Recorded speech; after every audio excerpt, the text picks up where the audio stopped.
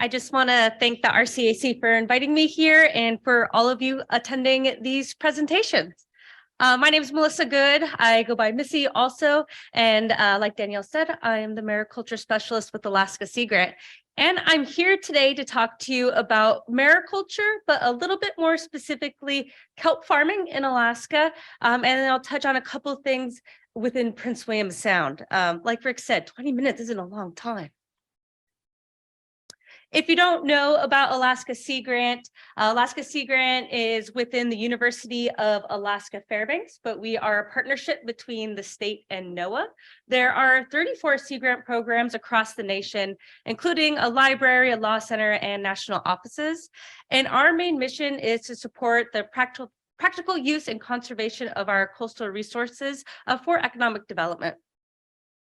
We have agents all along coastal Alaska, and then we also have staff in Fairbanks and Anchorage as well. But you guys don't want to hear about me or our organization that much, but we want to hear about mariculture. So mariculture is a type of aquaculture. More specifically, it's the growing of marine organisms in a marine environment. And that can be either open ocean, land-based, but it's contained cultivation. And that can include enhancement, restoration, or farming. And specifically in Alaska, that is for shellfish and seaweed. Finfish farming is illegal in the state of Alaska. And so what is currently being farmed in Alaska? Right now, the main seaweeds being farmed are two large brown leafy kelps, sugar kelp, Saccharina latissima, and ribbon kelp, Alaria marginata. There has been some cultivation of bull kelp. There's a little bit growing right now in some of the nurseries, but there's a ton of interest in bull kelp, mostly because it's one of the most delicious species. Shellfish really is the bulk of mariculture in Alaska, very specifically Pacific oysters. There is also some blue mussel cultivation. There's been gooey duck clam, soft shell clams, but at a really low extent. And so you have an understanding of what the industry looks like. In 2021, there was 4.6 million oysters sold. A lot of those oysters were actually oysters going from nurseries to farms so they could grow them to a marketable size. And that had a value of about $2.5 million. There was also 500,000 pounds of kelp that was sold. Again, that was mostly sugar kelp and ribbon kelp, with a small amount of other seaweeds that were sold that had naturally set onto other gear, like oyster gear, on a permitted farm site. I do have a graph here so you can see what that trend is. On the bottom axis is the years, on the y-axis is the revenue. And we could see that up to 2020, it's really stated about that $1.5 million industry. So when we think about our commercial fisheries, it's really small, but it is growing, and there is a ton of interest to grow the industry and support as well. I apologize for these small graphs, but on the looker's left, that graph, the x-axis is the years again, and then the y-axis is thousands of pounds. And so that's mussels and clams sold. You can see there's not very many. Right now, there's a small amount of mussels being sold out of Kachemak Bay. And oysters are on the looker's right, bottom axis again, years, and then the y-axis is millions of individuals, so a different scale. And that has increased since the 1990s with some drops in there. 2020 really hurt the oyster industry, and we're now recovering from that. Seaweed, or aquatic plants, as the state likes to call them, are really the up and coming thing for mariculture. And we could see it started in 2016 with the first sales and has started to grow fairly exponentially. We expect this growth to continue.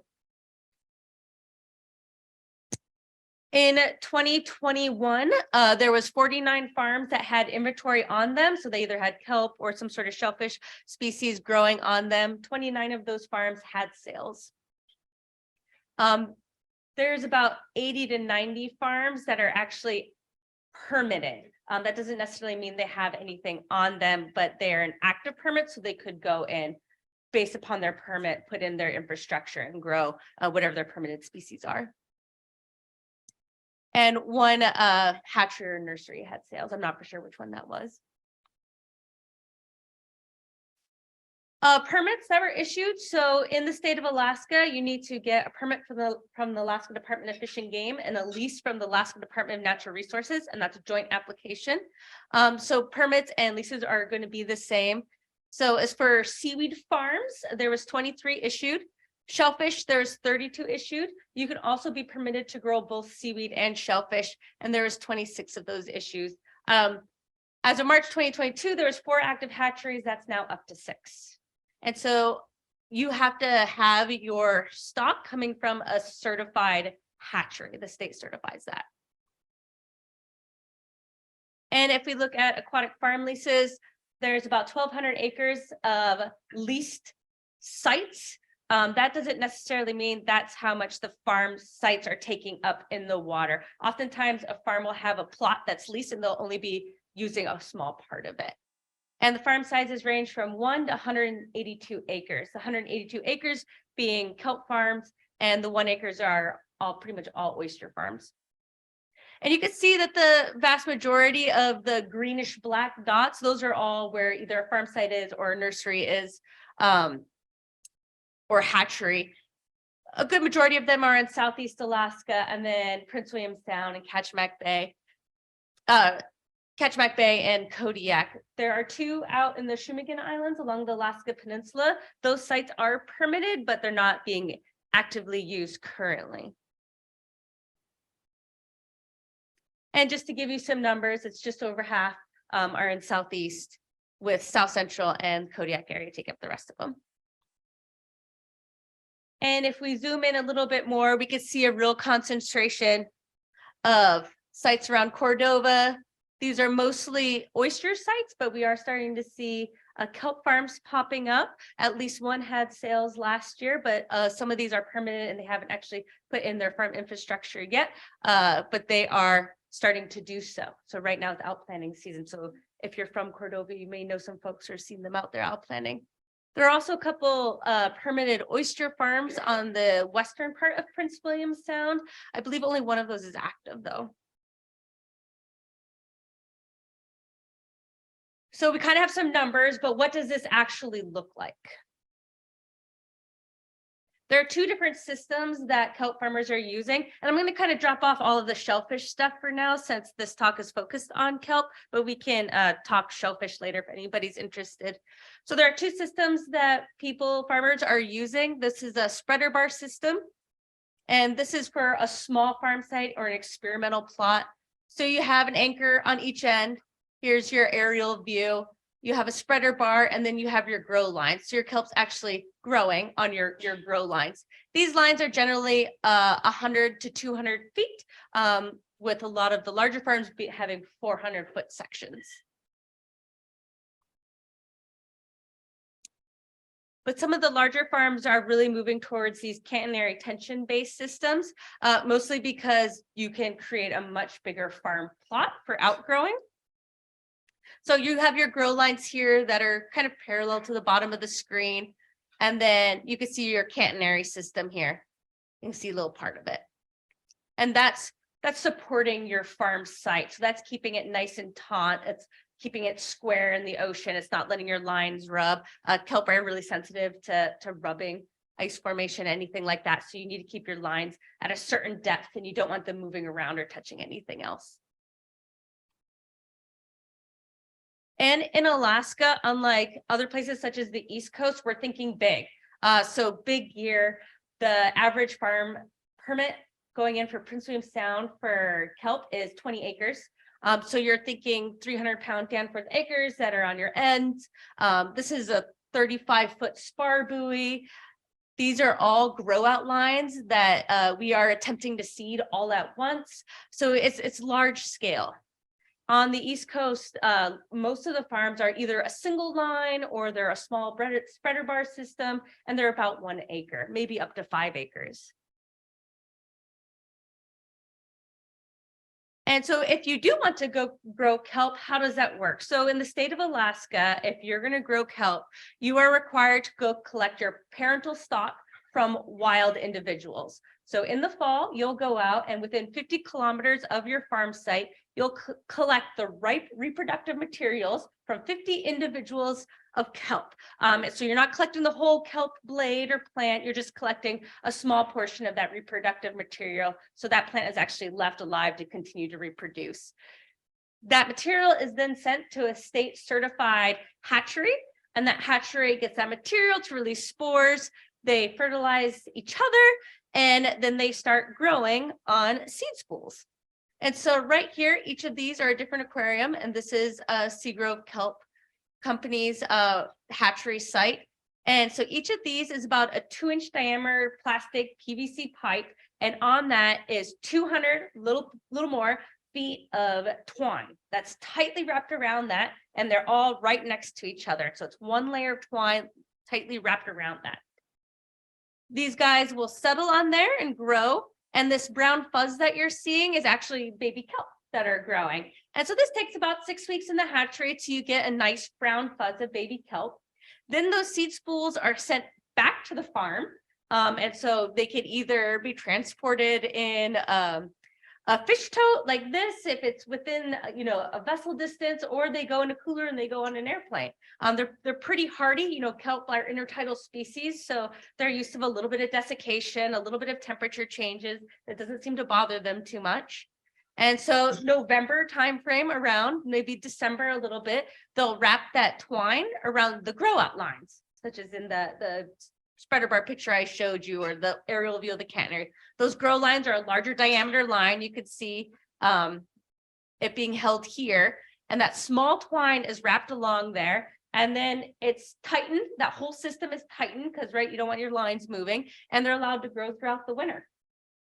And there's slow growth throughout the winter, and then when we get our spring stratifications happening, all of a sudden you get exponential growth, and you get kelp like this. So they have about a 7 to 9 month growing period, and then it's harvested. And the harvest time, it's about April and May, but it's really dependent upon when you're going to start getting fouling. Animals, little plankton, other organisms love kelp, right? Kelp forests are great ecosystems. And so things get attracted to the kelp that's out there. You want to pull the kelp out of the water before everything gets attached to it, because in Alaska, we're growing kelp currently for food purposes. And so it's for human consumption. So you really need a very high quality kelp. And some of the kelp process are getting certified as organic, and they're seeking other certifications too.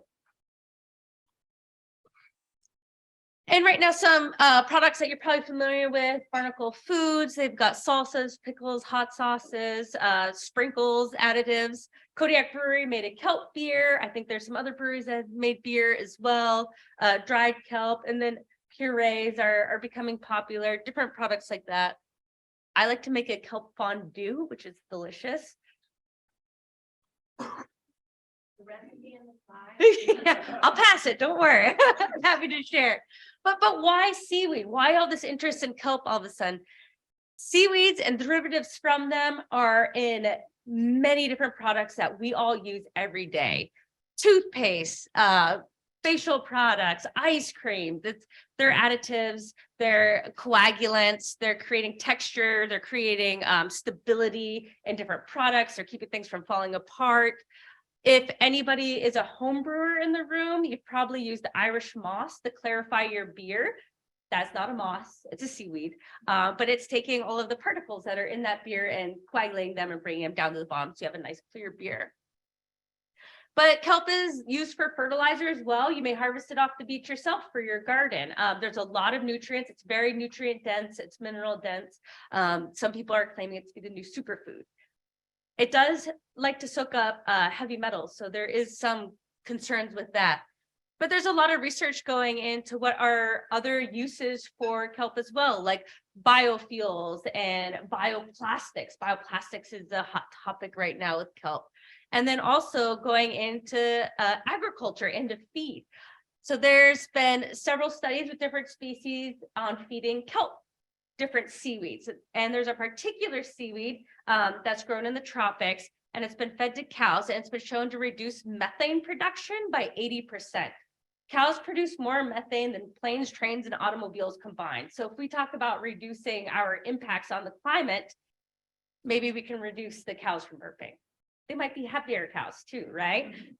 And then of course, we are familiar with seaweed eating it from sushi restaurants. But what other food things are going to become popular and more mainstream in a Western diet?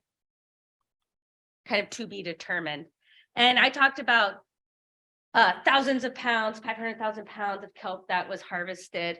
Well, seaweed production in the world is in the billions of pounds, 7 billion pounds. And that's expected to continue to grow. And it's mostly from cultivated seaweeds. It's not really from wild seaweeds. Oops. Here, I'm doing the exact same thing. I get it now. Let's go. Okay. Right? It's sensitive. If we look on the bottom, so here's global production in billions of pounds, years. And here we got 77 billion pounds. So a lot, right? And about 87% of this is coming from China and Indonesia. So where can we fit in with that global market? And we have a lot of bottlenecks in the industry in Alaska, but these certainly are things that can't be overcome. We already are shipping out billions of pounds of seafood. There's been a lot of effort recently to understand how we can grow the industry, what the bottlenecks are, and what's needed. There's been several different publications looking at marketing of seaweeds, looking at processing capabilities, processing being a major bottleneck. We created a seaweed handling and processing guideline and are teaching workshops. But here's several examples. If anyone's interested, I'd be happy to email copies. Alaska Sea Grant, we were working on connecting Alaskan consumers with Alaskan growers, especially for our oysters at this stage. Most of the oysters were going out of state pre-COVID.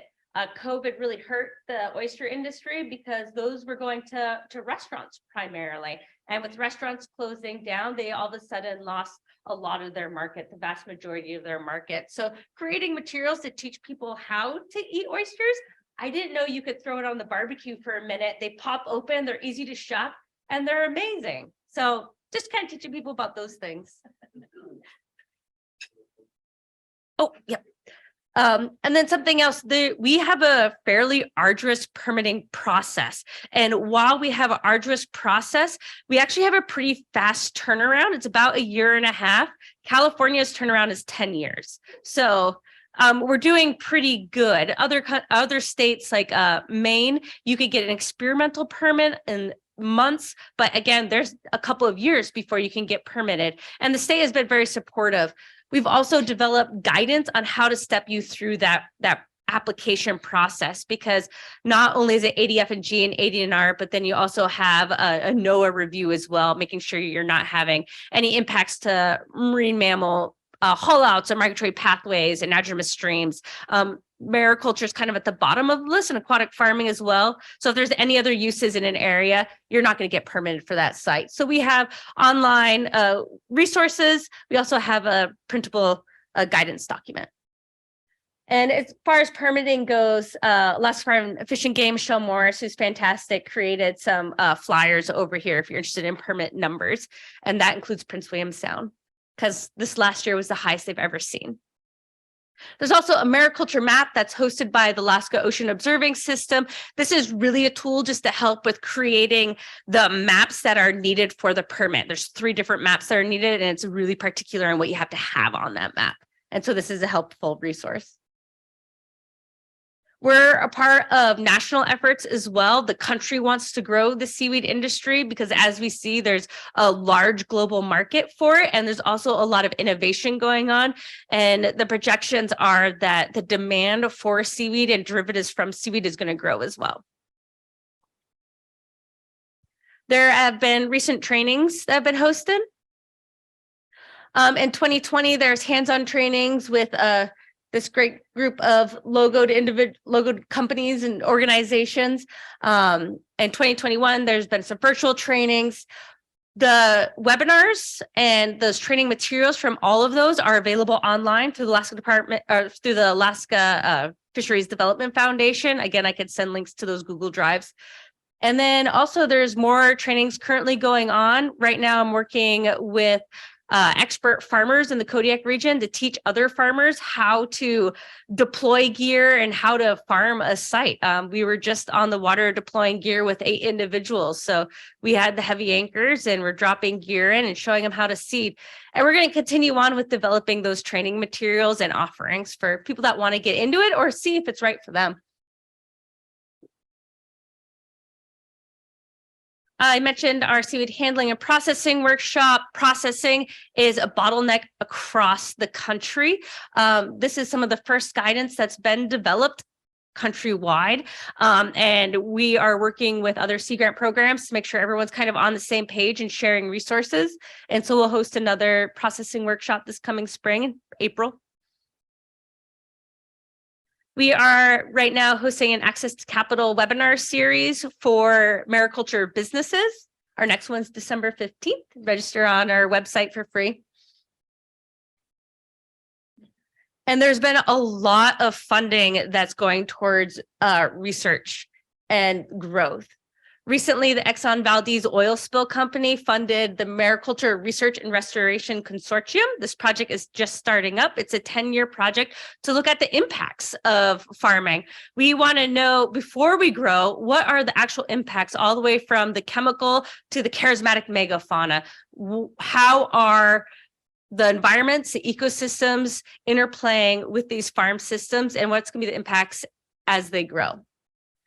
This is also looking at feasibility assessments and product development and getting kind of that information out there to the broader area rather than just the Exxon Valdez oil spill affected region. The Alaska Mariculture Cluster was just developed through a $49 million grant that came in through the EDA. That just happened. So that's just getting started up and just super high level. That's $10 million for a revolving loan fund, $3.5 million for operation, letting people know about that, $10.5 million for workforce development. You're going to see a lot of training programs coming out of this and academic credited programs coming out of this through UAS and UAA. Last Sea Grant's going to focus on those hands-on short course trainings. Research and development, again, a lot of that for marketing, product development, and technology innovation. And we can see here just some more large dollar values here. So a lot of effort coming into the state right now to see what we could do to support people's interest in the state's interest. And at that, I'm going to end and I could take questions or talk on the side.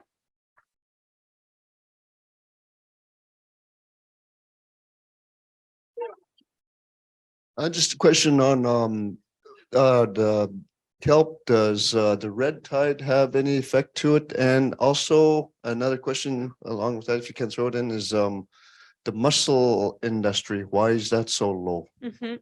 Yeah, both good questions. So the red tide, Alexandrium, which is causing paralytic shellfish poisoning, doesn't affect the kelp, but it does affect the shellfish. But any shellfish that goes to market has to be tested by the DEC lab before it goes to market. So you don't have to worry about toxins in shellfish, but the kelp isn't affected. And wait, what was the second question again? The other question was why is the mussels? Oh, yes. Thank you. The mussels have a pretty low dollar value. And so what you could buy at the store is at a really low price point. And when Alaskan farmers start growing it, their costs are high enough that they've had a hard time being successful in the marketplace. I think as consumers transition more to wanting to locally source food, that they're going to be more interested in paying a little bit higher for a locally grown, shellfish, a mussel. Also in Southeast Alaska, several farms have tried to grow mussels, but for some reason they've had a low shell strength. And so when they go to process them, because they're just growing on lines, they're all clumped up like you see them on the beach, the shells break. And so they get a lot of dead loss. Yeah.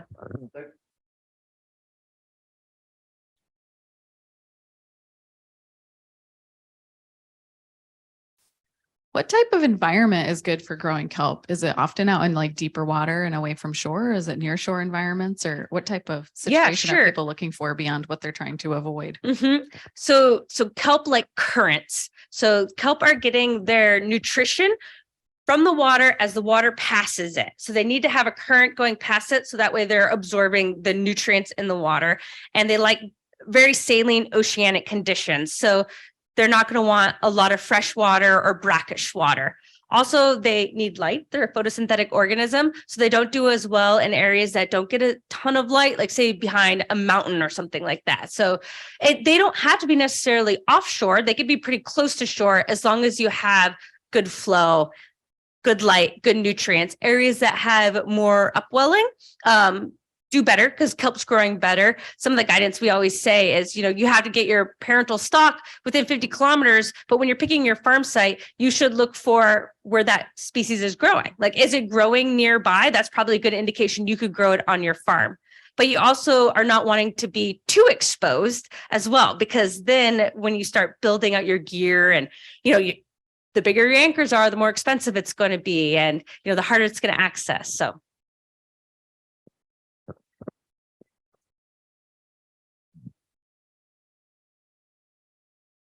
Thanks.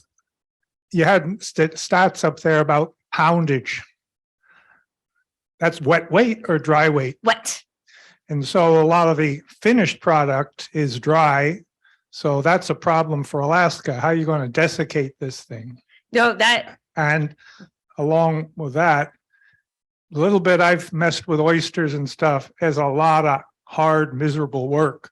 How are we going to mechanize this stuff? And what are they doing in Asia? Because they've got big farms. They must have machinery that does some of the work. Yeah.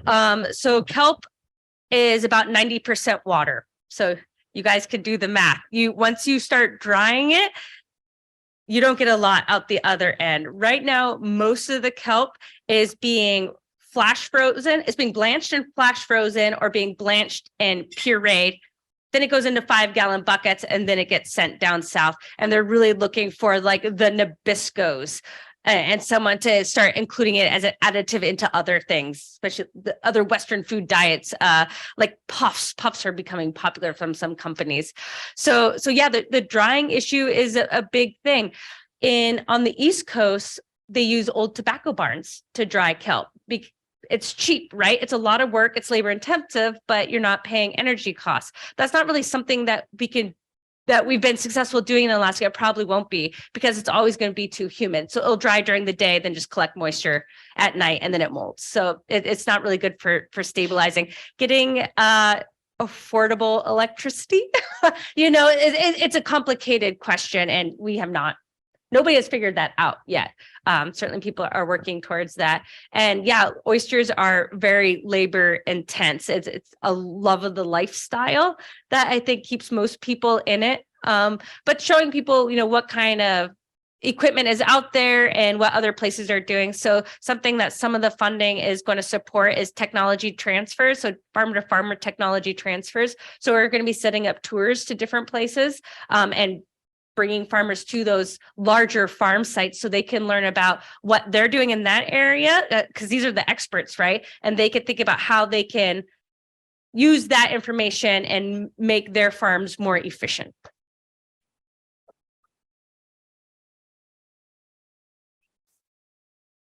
You mentioned that there was more research being done about environmental implications, but I'm curious if there's any science on it at all as to how farmed kelp interacts with the environment.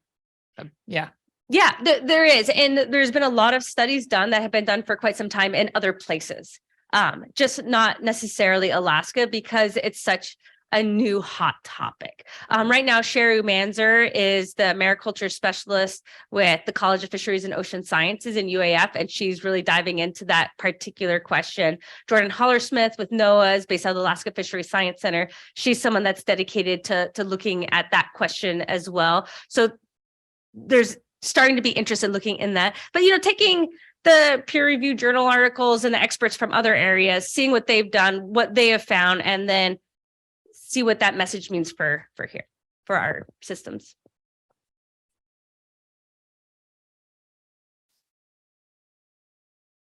Thanks. This is just a East Coast perspective on the impact of the COVID epidemic on the oyster industry. I live in a small town 2 hours east of Toronto. Toronto's actually got a lot of really good oyster bars. It's been written up internationally. A lot of the oysters come from Northumberland Strait between Prince Edward Island and New Brunswick. And even in small towns, there'd be good fresh seafood departments and heavy on oysters. And when COVID hit, people stopped going to Toronto to patronize the really expensive oyster bars and restaurants. Since that market dried up, the people growing the oysters stopped doing it because it wasn't worth them doing it because of the volume. Mhm. And all of a sudden I'd go in to our local market, speak to the seafood manager, and she just keeps saying, I order them, but they're not available. So, you know, the people that were doing the harvesting and the growing just stopped doing it because it wasn't worth their time. So it's exactly, you know, the same phenomenon, you know, on the East Coast. Mhm. Yeah.